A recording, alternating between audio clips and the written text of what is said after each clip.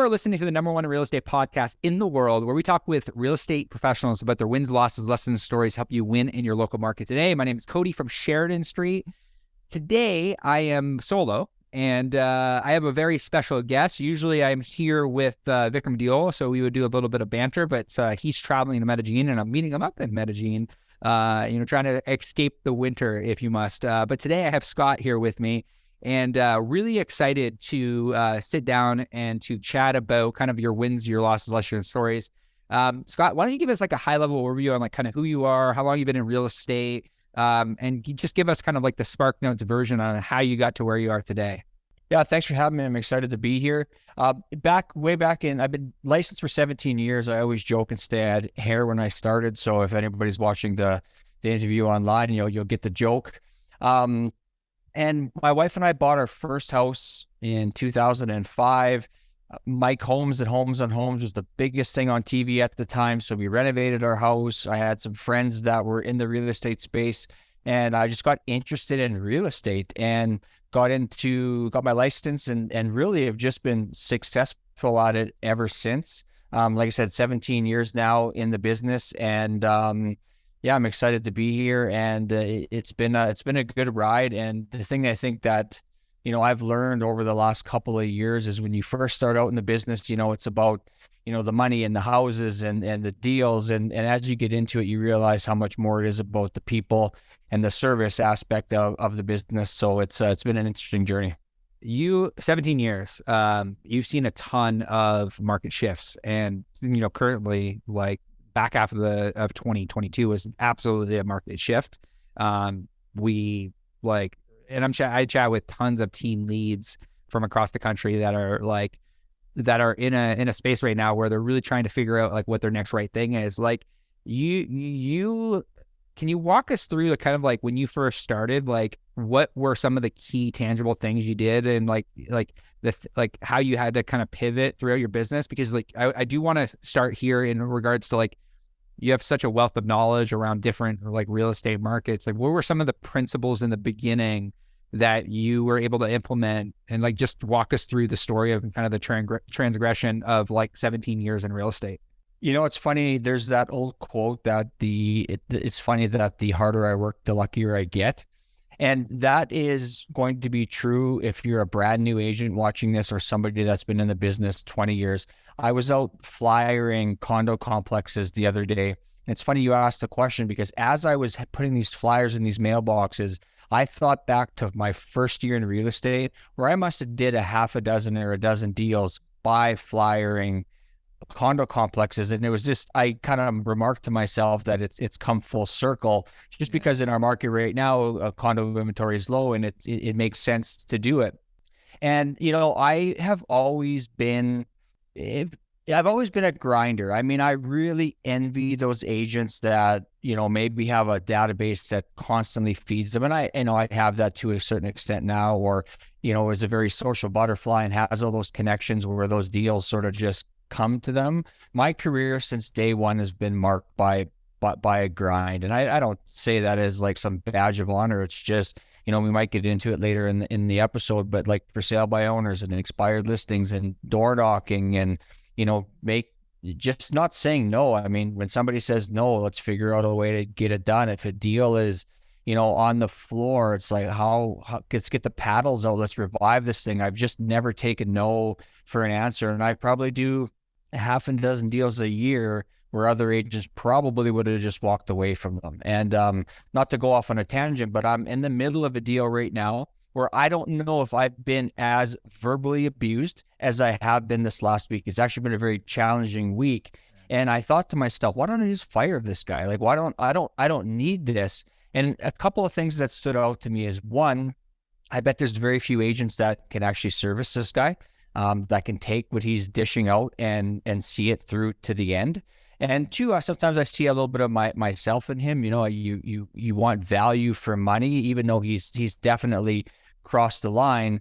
But I've taken a step back and realized that I have the capacity to serve this guy. It's going to be a short period of time in my life, in my year. And if I can see this deal through to an end, not only do I get that deal, but I get to service, somebody that obviously needs my help. And I might be the only agent that's capable of dealing with what he's throwing at me. So it's just been a career marked with stuff like that, just grinding it out, gutting it out, and really kind of just doing whatever it takes to reach my goals.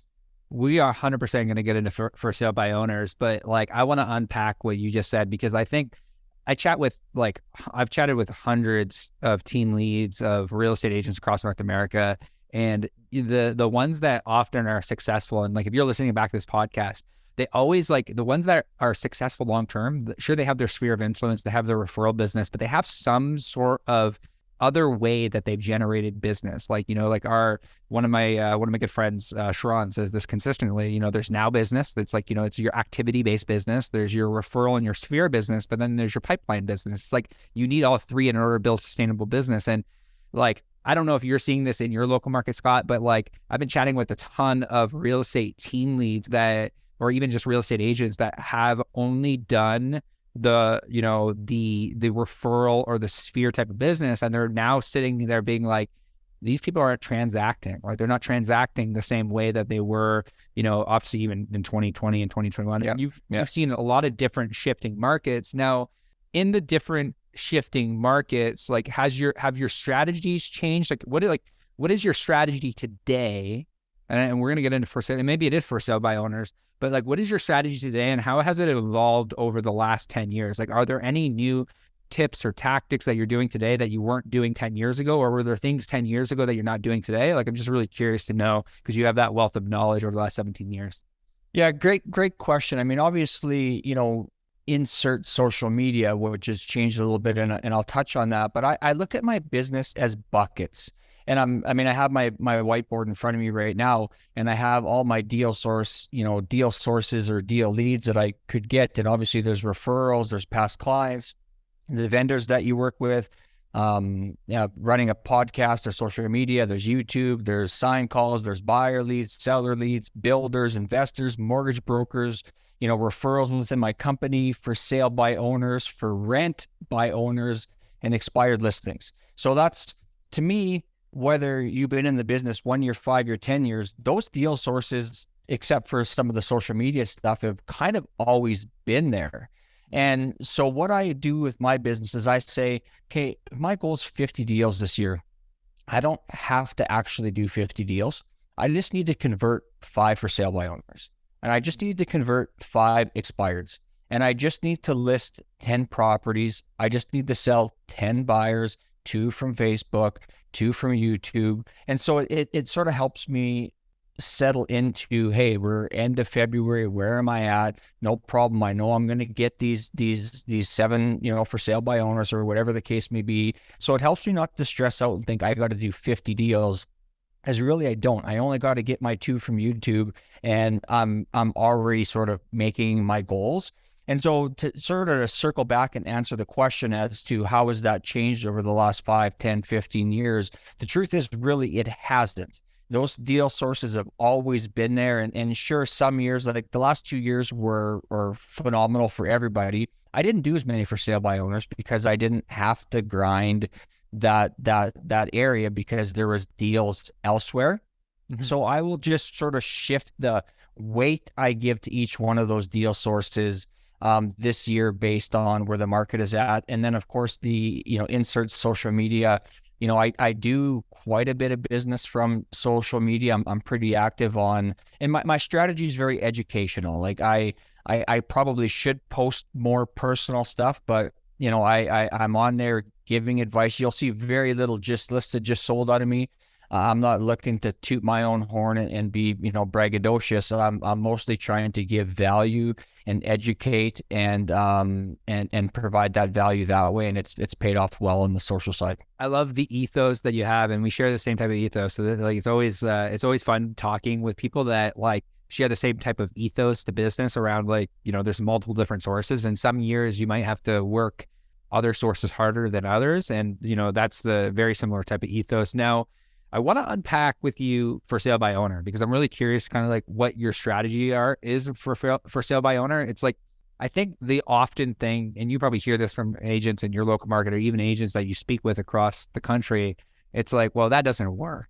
Like for a sale by owner doesn't work. Like I can't pick up the phone and call them. Like, can you start with like unpacking even the mindset around like for sale by owner? Like why do you think some real estate agents like stay away from those types of like lead sources? Like you listed like 20 lead sources, and I'm of the mindset that everything works. It just takes time and volume. Right. But I'm really curious, like from the mindset of an agent, like why do you think other agents just don't want to do for sale by owner, or don't want to attack these other sources or these other streams of leads and educate the market the way that you're educating the market, the way so many other agents are stepping into the market and saying, hey, like putting a flag in the ground saying, hey, I'm gonna try to make this work?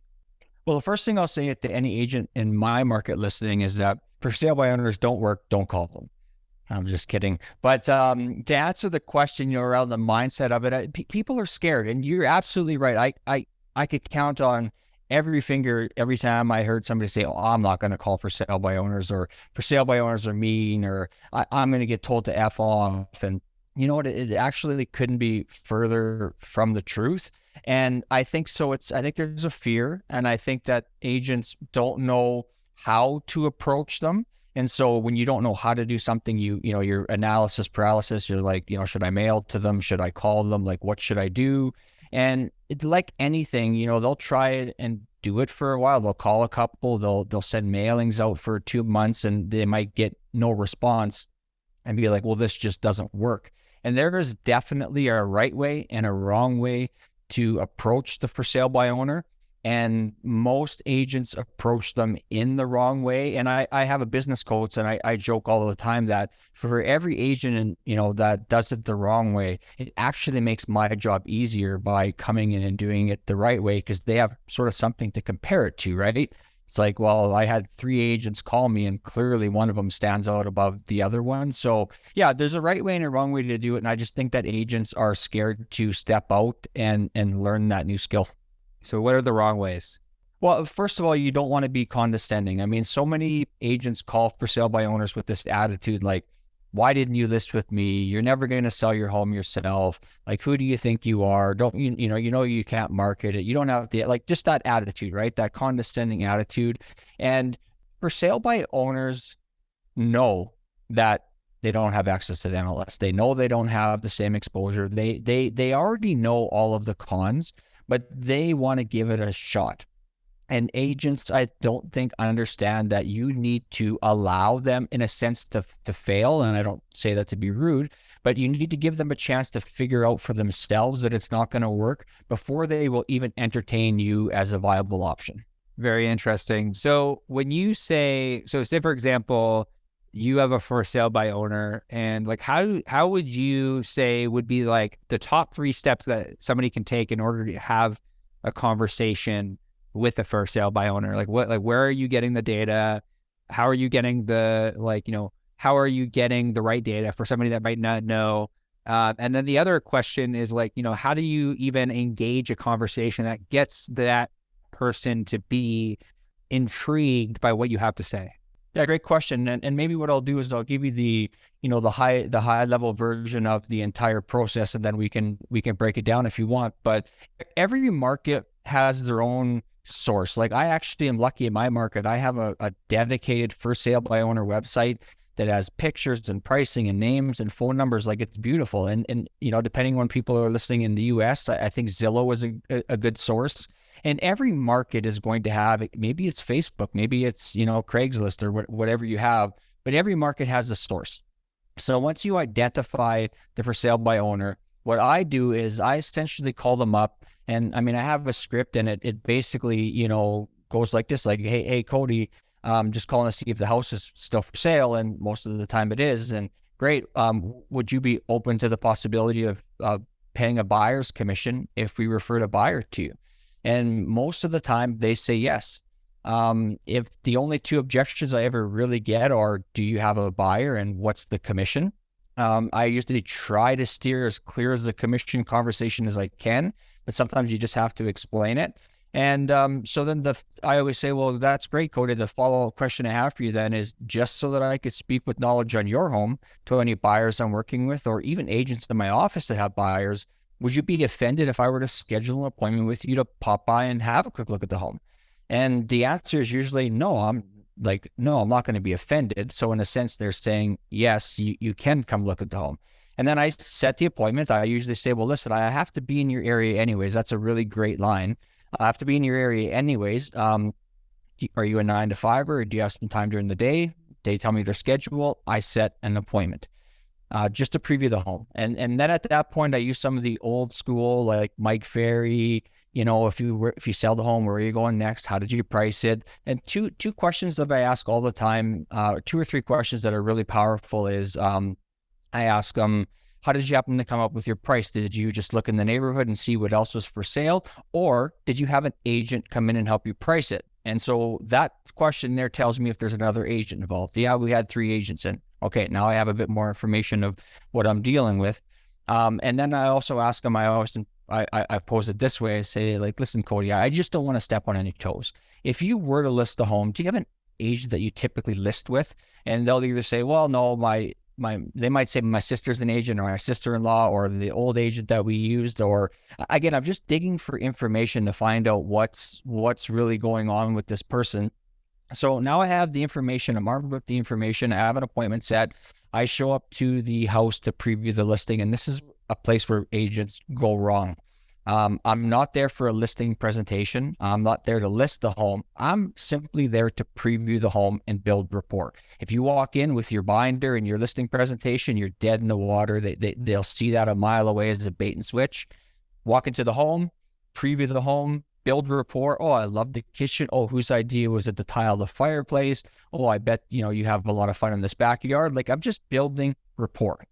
That's a 10, 15 minute thing, depending on how long it takes. We get back to the front door and I usually say, hey, Cody, I appreciate the time that you made for me. Question for you. If 2-3 weeks go by and I'm not able to source a buyer in my office, with your permission, would you mind if I just follow it up with a phone call?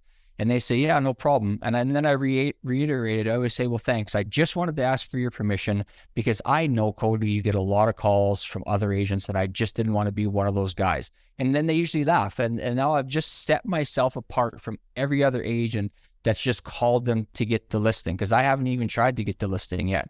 Then the very next day, they get a follow-up phone call from me, very, very short, 10 seconds, 30 seconds. Hey, Cody, Scott here. I was over at the house yesterday.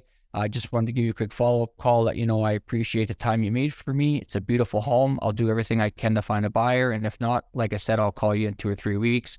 That's it. Just thanking them. And then the 2 or 3 week mark goes by, and that's when I start the process of trying to get a listing presentation. I call them up, see how things have been going, if they've gotten any offers, any feedback. And then I just ask them, would you be open to, giving me 15 minutes of your time to show you what I could do to get that home on the market and get it sold? Sometimes it's a yes. And sometimes it's a rinse and repeat. Okay, no problem. I'll call you back in 2 weeks. And then 2 weeks, 2 weeks, 2 weeks until they either sell it themselves or I get the listing. So that was real quick, real high level, but that's the strategy. That is like so valuable. And if you're a real estate agent, you need to go back and you need to listen to that, because there are so many different things. I want to unpack a few things. The first thing is, like, would you be offended or would you be opposed to this? Like, you're dropping the sales resistance with your questions, because they're going to, of course, say no. The other thing that you did that I noticed like really well is you spoke in sorting questions. It's something that from a sales perspective, obviously, you had experience with sales. So the sorting question was massive. And then the would you be opposed to or would you be offended is absolutely massive. Now I'm curious when it comes to for sale by owners, when you're communicating with them, like, obviously this is a long-term process. Like, it's not like, hey, because a lot of people just go in immediately for the ask, and it's multiple steps for sure. Yeah. So there's multiple steps. Like, how do you track, what are you doing to track these steps and to make sure that you're following your process? Like, have you built out a standard operating procedure? Do you have people that are supporting you? Do you have a VA? Like, how are you making, because this is multiple steps. You set the appointment, are you sourcing buyers in the time? Maybe walk me through the back end process of that. Yeah, great question. And so I don't want to give the impression that, this is, 5 a day every day, because there's just not that many for sale by owners. It's usually 2 or 3 a week. And a lot of the times the appointment gets set that, like, I usually do my calls first thing in the morning, and I'm usually trying to set an appointment for that day. Like, hey, you're home for lunch, or I can pop by at 3 o'clock when you get home after work. And so setting the appointment is quite easy. Just throw it in my calendar. And then for the follow-up, and I use this all the time. I have an iPhone and I use the Reminders app. And this is one thing I tell newer agents, is that the Reminders app, and as we all know, are the riches in our business are in the follow-up. And so I put a note on my phone, hey, call Cody. I said I would call him in 3 weeks. I go to my calendar, I pick a random Thursday at 9 a.m, put your name, your number, your address in there. I know exactly when my phone beeps and I look down, I know exactly who you are and why I need to call you. And where I think I've gone wrong in the past, and here's a lesson that you learn the hard way, is that when your phone tells you to call somebody, call them. Don't second guess it. Don't be like, well, they're probably eating breakfast. Oh, it's Saturday. Oh, it's whatever. Pick up the phone and call them, because I've lost for sale by owners where I'll pop on the system and I'll see that they listed. And it's like, you know what? I was supposed to call them last week. I would have got that listing if I would have just followed up when I said that I would. So that's kind of how I structure it. Using my Reminders app is really a big thing. Yeah, the idea that, especially with this type of strategy, the idea that the fortunes of the follow-up is so true. Like you said, you can miss a listing simply by not calling. And somebody else is obviously going after that for a sale by owner too. Like, it sounds like you have a good understanding on like metrics, like, you've been doing this, the for sale by owner thing, for a while. What are some, like, when somebody becomes skilled like you, what are some of the metrics that they should be tracking for sale by owners? Like, how many appointments should it take for them to get a listing if they do everything right? Like, is it 20%? Is it 30%? Is it 40%? Like, if they're doing this right, they're asking the right questions, they're using the proper sales techniques. Like, have you been able to track that on the back end of like, hey, if I do 5 meetings or 5 appointments for sale by owners, I'm closing 1 to 2 listings, or I'm finding them a buyer. Like what do those numbers look like for you? I see you've been talking to my business coach. What my numbers, eh? Hey, you know what? It's a great question. I joke because my coach asks me that regularly, and I'm one weakness or thing I'm working on is tracking and measuring. So I don't have an exact answer for you, but what I've found is that I often put it this way: if that for sale by owner ends up listing that house, I probably have a 60 to a 70% chance of getting that listing. Now, of course, they sometimes sell it themselves, or they, pull it off the market. In fact, I'm closing a deal this week where they did get an offer themselves, but then they called me to help them buy their next house, just because I built that rapport. And one thing about the strategy that I've heard, and this is not quite answering your question, but one thing about the strategy that I've heard over and over again, or I've heard people tell me over and over, is that I'm the only agent that took the time to come and see their home. Like, could you imagine calling somebody and saying, hey, let me list your home. Let me come over and list your home, when they haven't seen it. They don't know anything about your situation. And I think that's what turns a lot of that, just trying to call for a listing, was where it backfires. And I can't tell you how many times just that step of building rapport, going into the house and meeting with them, has got me the listing. And I would say one other metric that I'll throw out there is probably 20% of the time they called me back. All of a sudden it's been 2 weeks, and I said at the beginning of this whole thing is that you have to allow a for sale by owner the opportunity to figure out for themselves that it's not going to work. And that's when they're the most open to working with you. And if you just happen to hit them at the right cycle, I've had several times, often actually, when a for sale buyer will call me back and say, hey, Scott, you were over at the house, we're thinking about listing. Do you want to come over and talk? And at that point, it's mine. Like, I got it. I want to wrap up here with like ending with sales, because you clearly have a sales mindset, which is very not common for real estate agents. Like, it's very a relationship based game, but like, even the questions you're asking in the process of building rapport and, our sales-based questions. So I'm curious to know, like, you mentioned you have a coach that, is helping you. Like, what advice would you have for an agent that is saying, like, it's like, because like I have a fundamental belief, and I know that Sharon and like everyone that kind of in our ecosystem has fundamental belief that we've exited a momentum market and we're now in a skills-based market. So it's like you mentioned that you have a coach, you have mentors. Like, if somebody is out there and says, hey, I want to up level my skill and I want to learn how to do for sale by owner, what would be the first 3 steps that you would recommend that they take in order to up level their skill so that they can have the best 2023 or, really the best career possible in real estate? Yeah, it's tough to do it on your own.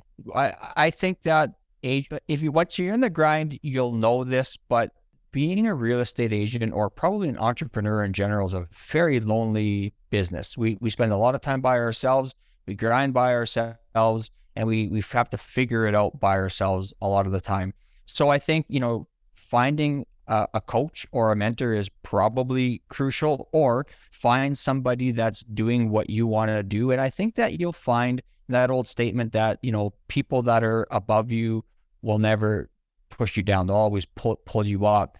And I think you'll find that if whether it's for sale by owner or whatever it is, if you see somebody in the marketplace doing it and you reached out to them respectfully and said, hey, I want to learn, can I schedule an hour Zoom call with you? I bet you wouldn't find one person that's actually successful that would say no to you.